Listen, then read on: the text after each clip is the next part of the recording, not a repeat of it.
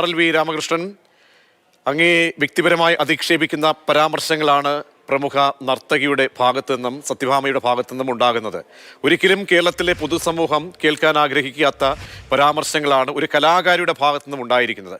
അങ്ങേ എത്രത്തോളം ഇത് വേദനിപ്പിച്ചു? ഏത് സാഹചര്യത്തിലാണ് ഇത്രത്തോളം അങ്ങേ പേരെടുത്ത് പരാമർശിച്ച് അധിക്ഷേപിക്കാൻ എന്ത് തെറ്റാണ് അങ്ങ് ചെയ്തത്?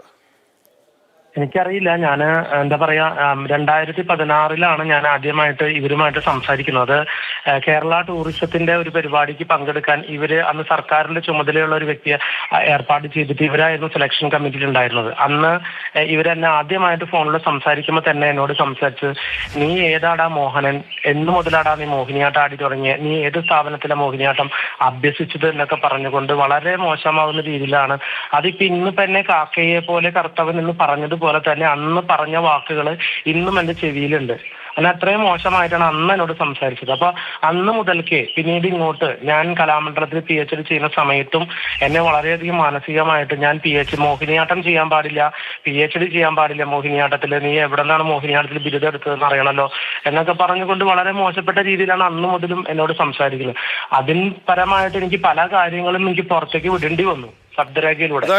അതായത് ശ്രീ RLV രാമകൃഷ്ണൻ, 2018 മുതലാണ് ഈ വ്യക്തിപരമായിട്ടുള്ള പ്രശ്നങ്ങൾ ഉണ്ടാകുന്നത്.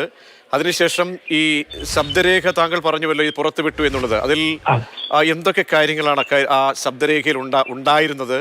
അതില് വേറൊന്നും മടങ്ങിയെത്താം ശ്രീ RLV, മടങ്ങിയെത്താം. ഇപ്പോൾ സത്യഭാമ ടെലിഫോൺ ലൈനിലുണ്ട്. ശ്രീമതി സത്യഭാമ കേട്ടാൽ,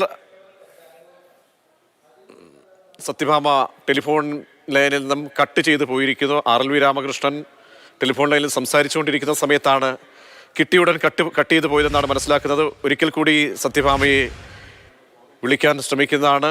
RLV, താങ്കൾക്ക് തുടരാം. ഈ 2018 തുടലുള്ള പ്രശ്നങ്ങൾ അത് വ്യക്തിപരമായ രീതിയിൽ അധിക്ഷേപിക്കുന്ന തരത്തിലേക്കൊക്കെ എത്തണമെങ്കിൽ അതിലെന്തായിരിക്കാം അതിൻ്റെ പിന്നാമ്പുറം എന്നാണ് താങ്കൾ മനസ്സിലാക്കുന്നത്?